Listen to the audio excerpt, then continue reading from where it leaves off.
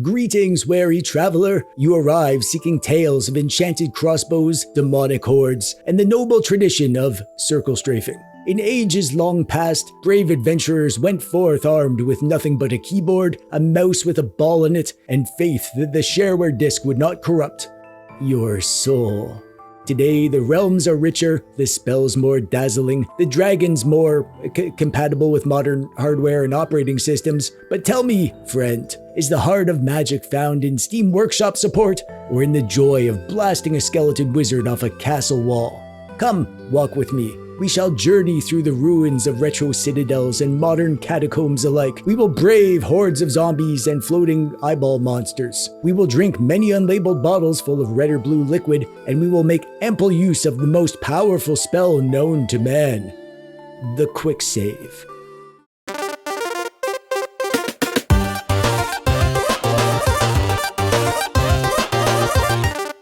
Hey there, how's it going? I'm TechDweeb, welcome. Thanks for clicking on the video today. Is there any joy in life greater than finding a cool stick and using it as a wizard staff? I'll answer for you. No, there isn't. That doesn't have anything to do with this video, not really. I just wanted to show off my stick. And no, you can't have a turn with it. It's my stick. Get your own stick. Today we're looking at retro and retro-style modern fantasy first-person action games. There are tons of fantasy first-person games, but most of them are RPGs. You know, like dungeon crawlers and games that are turn-based or just with slow, clunky RPG combat, but there are very few fantasy first-person action games. And that's such a shame. Like, why aren't there more games that do this? There are some really great modern boomer shooter style games with fantasy vibes, but that's not what we're here for today. Today, we're not here to shoot fantasy guns. Well, mostly not. We're mostly here to swing some rusty swords and cast some fireballs and navigate our way through levels filled with 2D sprites and low-resolution textures. So don your wizard robe, grab your wizard stick, and pour yourself an elixir of retro vibes, because these skeletons aren't gonna smash themselves. Actually, they might. Some of these games are pretty janky. Welcome to the Catacomb Abyss. I think that this is the first fantasy first-person game that I ever played. I was like 10 when this came out, and I had it. I played this on my old 386 compooper. And back then, having games that played on my computer was a novel thing. So the fact that this worked on my machine was enough for me. This game is pretty basic. It's a single-level corridor-style game, sort of that same Wolfenstein faux 3D style that was popular at the time, before Doom added like verticality to the level design. It looks pretty basic, but there's like a simple charm to the limited style graphics and gameplay. Also, this game might make you slightly less afraid of venturing into the dark places of the world. I'm hoping to build up enough courage to finally crawl under my deck and get the MP3 player I dropped down there back in 2005. I'll be ready soon. Just need to play a bit more Catacomb Abyss. Let's jump ahead to a modern game. I guess we'll be jumping around in this video. That's a fun way to do it, right? Yeah, it is.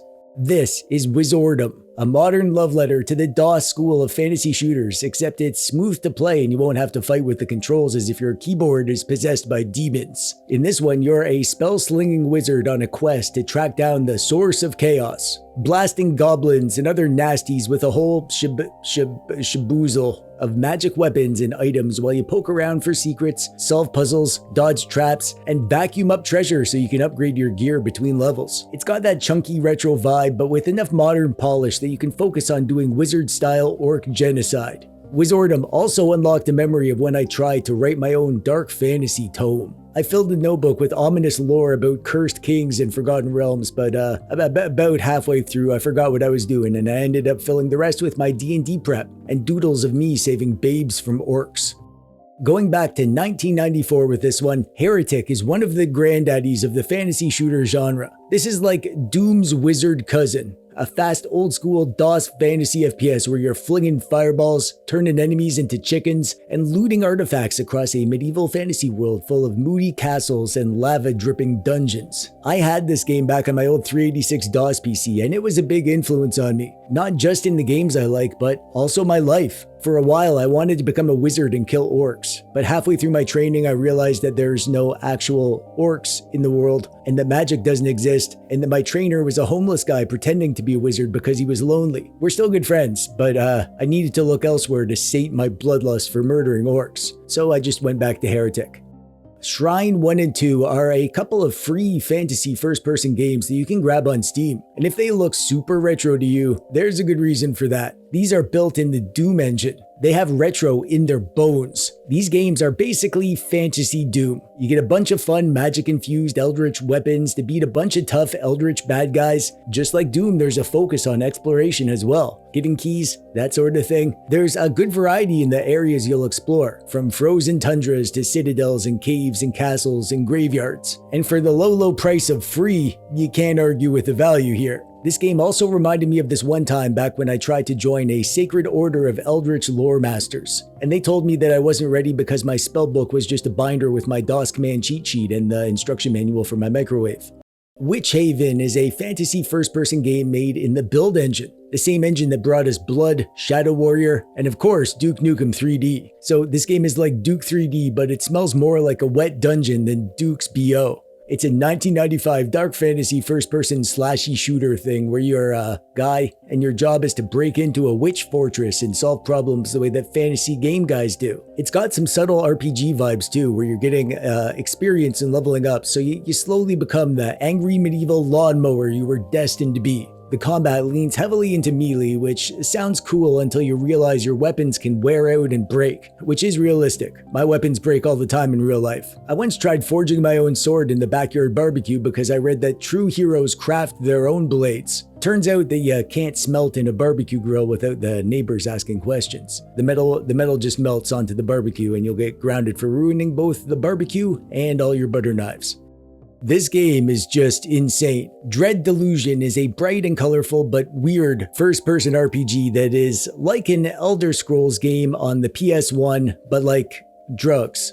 On drugs. I don't do drugs unless you count Diet Root Beer as a drug, but I assume this game feels like how drugs feel. But it is so much more than a bad trip. It's beautiful. It's an homage to old school first-person RPGs, but it is still absolutely doing its own artsy thing. The real fun isn't just murdering everything that moves, although you can do that if you want to. It's wandering this surreal open world, bumping into quirky characters, and poking into every strange corner while you soak up the strangely peaceful vibes. Even leveling up pushes you to explore because you grow stronger by collecting delusions, which are these like blue skulls that you find out around in the world. This whole fantasy action vibe takes me back to my armor phase. I once tried to make my own enchanted +1 chest plate out of old pizza boxes and duct tape so I could be a real fantasy fighter guy. Turns out that enchanted used pizza boxes are still just used pizza boxes, and it all fell apart after like 5 minutes, which sucks because it was really cool looking. Orcs would have been terrified when they saw me coming.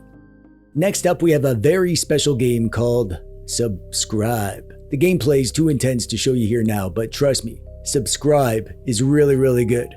You should do it. I mean, play it. Subscribe.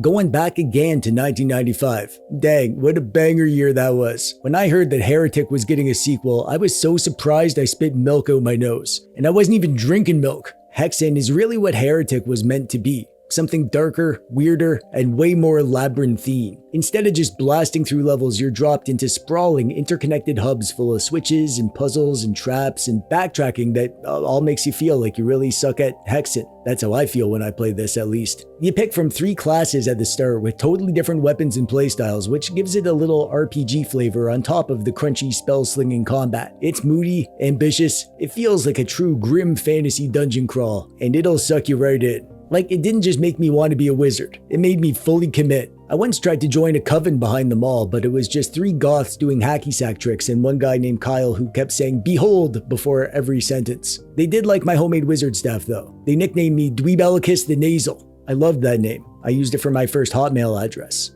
Back to the present, or at least 2015. Oh god, is this over 10 years old now? Where did the last 10 years go? What am I even doing with my life? Barony is a modern first-person dungeon crawler mixed with procedural roguelike elements. Think like Hexen but Minecraft kind of thing. It's all chunky retro voxel-style visuals and torchlit corridors, but underneath that simple look is a brutally deep system full of stats, hunger, magic, traps, secret doors, and monsters that just hate you for some reason. Probably your dumb shirt. Every run is a desperate scramble to gear up, identify weird loot, and not get flattened by something 3 rooms in. It's chaotic, punishing, and also kinda hilarious, especially in co-op when your party immediately falls apart over who forgot to bring food. Split screen couch co-op is a hoot with this one if you have a few friends. I heard from people who have friends. I was going to try it once. I invited some people, but nobody showed up. I even bought a cheap cloak online so I could get into character. It arrived and it was clearly just a Halloween tablecloth with armholes. So, probably for the best that everyone bailed. I still wore it and played Barony though.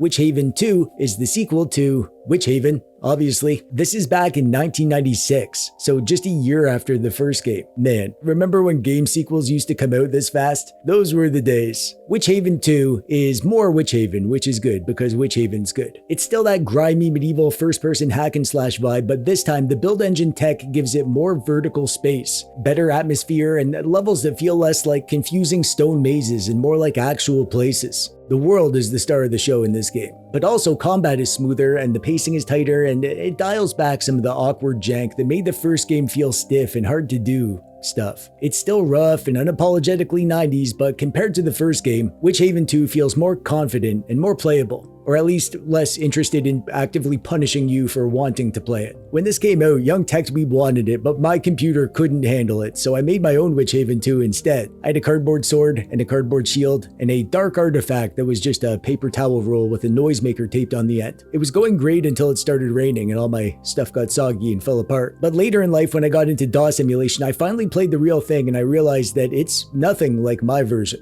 Which is good, because my version sucked. Mohrta is actually made by the same guy who made those shrine games I mentioned earlier. This is like his magnum opus, this strange atmospheric indie FPS that feels like someone smashed Doom, Dark Souls, and Morrowind together, probably through some dark ritual involving blood and a PS1 console. It drops you into surreal dimensions full of bizarre enemies and huge boss fights, and it hands you a wild array of weapons and upgrades to build your own loadout. The level design and art direction lean into the weird otherworldly fantasy feel, and the hub world and NPCs give it a bit of RPG energy on top of the punchy combat. I love how it blends retro shooter action with exploration and challenging encounters, and it's just lovely that there's people out there making games like this today. This game inspired me to bury a cursed artifact in the yard so I could rediscover it later like a legendary quest. Unfortunately, I forgot where I buried it, and I can't read my own map, so now there's just a mysterious Tupperware container of Japanese Pokemon cards somewhere in my mom's garden. We're going way back with this one. Shadowcaster came out in 1993, and it's a fascinating early 90s mashup of first-person action and light RPG stuff that doesn't quite feel like anything else from the time. For example, in this game, you're a shapeshifter who unlocks new animal and monster forms, and each form you pick has its own strengths and weaknesses, which keeps the combat and puzzles feeling different than your typical just swing a sword shooter from back then. It runs on an id-inspired 3D engine that feels more like Wolfenstein than Doom, and it's a lot slower paced than most of the games on this list, but it's still a first-person fantasy action game, so I think it counts. I got super into this when I discovered it, and playing it again for this video made me want to see it through. I even tried making my own grimoire. I aged the pages with coffee to make it look ancient. It just ended up smelling like coffee. The spell I wrote inside was Summon Motivation, and it has a 0% success rate, which doesn't bode well for finishing this video on time.